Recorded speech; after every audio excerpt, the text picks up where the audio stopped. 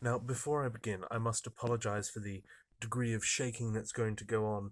Uh, this is being filmed on a phone taped to a monitor, which is connected to a monitor stand, which is bolted to my bed frame.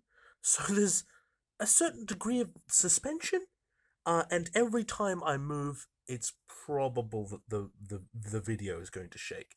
That is an unfortunate necessity in this house where none of the technology seems to be organized right now.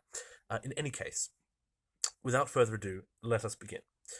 Now, the name of Alexander III of Macedon is known to almost all Western children before they attain their first decade, and by the time many of them have finished their second, they could tell you that Alexander the Great is so called because he, in 12 short years, managed to conquer all of Persia, Egypt, and had just begun on Asia before his death at the age of 32, and as a result, has been held as the rule and measure for overambitious kings and emperors all down the ages.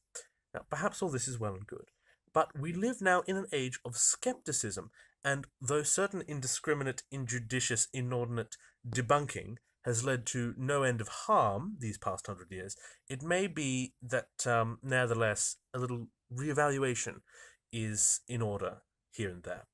Take Alexander III's traditional appellation, for instance. Could we now consider him great? Certainly, he never suffered a single military defeat, but the fact that these unbroken victories were against forces that did nothing to threaten his little kingdom perhaps complicates the question. Indeed, it seems that the degree to which he deserves the title the Great is almost wholly dependent upon whether by greatness you mean extraordinary success and remarkable endeavours, the resultant fame, fortune, myth, and legend, or a synonym for goodness, that is, morally admirable behaviour. Let us begin with the first extraordinary success in remarkable endeavours. As for his legendary military prowess, it is probable that he was destined to this from the first, for he was the son of the notable king and general Philip II of Macedon, himself hegemon of the League of Corinth, a federation of Greek city-states. From him he learned at an early age a great deal about tactics and command, as well as inheriting from him a reformed veteran Macedonian army with critical technological developments such as extremely long and maneuverable spears. Already general and king by the age of 20, Alexander put these skills and resources to use almost immediately, and was indeed still campaigning in what was to become an attempt at world domination when he died some 12 years later. He might have been remarkable just for his acquisition of his throne at 20 and unbroken maintenance of it until his apparently natural death, but it was the fact that in between he first subjugated Greece and then Persia and then Egypt and finally the edge of India that vaulted him into the halls of legend. While no one has done this before or since, what was even yet more wondrous was that while he did so, he was all the while so charismatic that when he died in 323 BC, Sisygambis of Persia died of grief and starvation after refusing to eat. Few generals can boast that about the mothers of kings whose empires they destroyed. He, by all accounts, took a look at himself once he became king and decided that his thing was conquering every single place he could drag his army before they mutinied or he died, and in this he had completely unbroken success. In his comparatively brief career, he conquered and founded many dozens of cities, renaming and naming some 20 of them after himself, some of which endure to this day. In light of this, he hardly sounds real, but perhaps that is why history called him probably the most well-known secular figure in all of history. It would seem that with regard to the first definition of greatness, there are few more suitable candidates. Now, this incredible success was not without consequence, and although he was little esteemed by his own people in his own time, one can hardly now find fault with the prior quote. In fact, his career was so illustrious that, so perfectly saturated with victory, that a number of Roman emperors reverentially visited and, yes, occasionally robbed his tomb. Emperors including Augustus Caesar himself, Mr. Rome, as he might in this age have been called. He has, for the last 2240 years, been the default role model of all manner of would-be supervillains and world rulers, inspiring later generals to do such things as embroider his face on their clothes and quest, successfully on occasion, for relics such as his cloak. As for fortune, we need barely even speak. If the largest empire that had been amassed up to that point is not treasure enough, then the spoils from its conquest certainly are.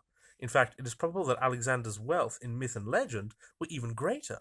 After all, his legacy has carried his name in splendor 2,240 years so far, without diminishing, and probably every human being alive has been influenced by his deeds as they filter down the ages.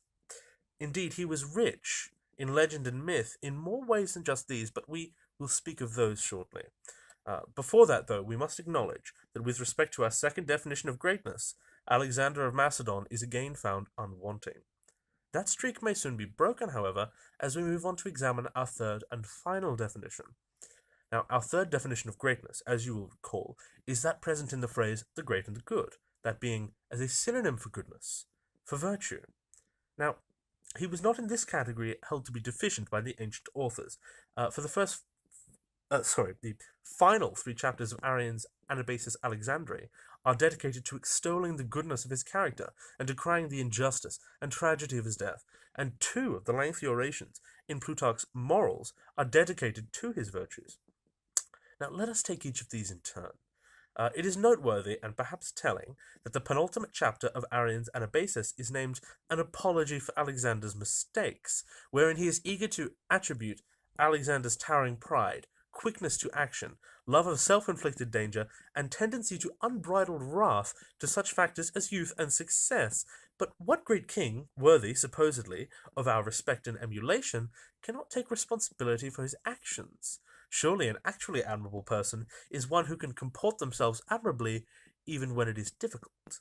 In fact, Arrian is so starstruck that he is willing even to dismiss Alexander's deeply held and enduring belief that he was in fact a demigod, the son of Zeus.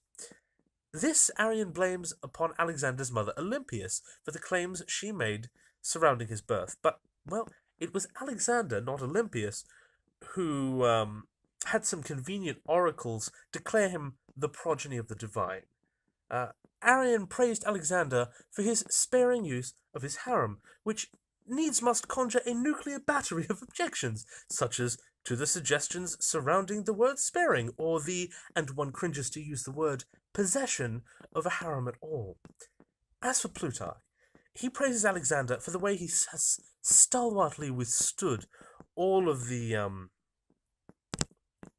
my apology for the interruption, all of the, hardships that Lady Fortune has called down upon him, which would be all well and good if Alexander was not himself responsible for them. He begins with a list of wounds, each faithfully and valiantly borne. He neglects, however, to mention that these were all acquired in battles that Alexander himself instigated, although, to be fair, he won them all, as if success were itself virtuous. He goes on to say, at length, that Alexander always acted honourably toward his enemies, and indeed one should hope so, for he forced them into the offices of antagonists by deciding to conquer their lands because they were within his deadly reach. And to speak of this tendency, how can one condone the actions of a man who spilt so much blood, conquered so many cities, and subjugated so many people, all because it was what he felt like doing? It was said before that he has been and remains a role model for would-be supervillains, and this not lightly. If somebody told you about a person who thought himself a god and strove in everything to conquer the world, you would ask which children's television show he was the antagonist of. This cartoonish villainy has about it the characteristic of all evil, that if it were not dreadful, it would be hilarious, on account of its absurd nature. In short, he may hardly in this vein yet be called great. And thus it is that in the final hour I cannot yet find it within me to call him Alexander the Great, for though he was endowed with much might, and accomplished much that had never been done before, and has dwelt in fame for it these last 22 centuries, with no signs of dwindling in our collective memory, all this has come to naught, for he was not great, he was not even good. An act does not, for having passed into the annals of history, cease to be an event of moral significance. We would be well to remember that when we consider the emulation of great deeds.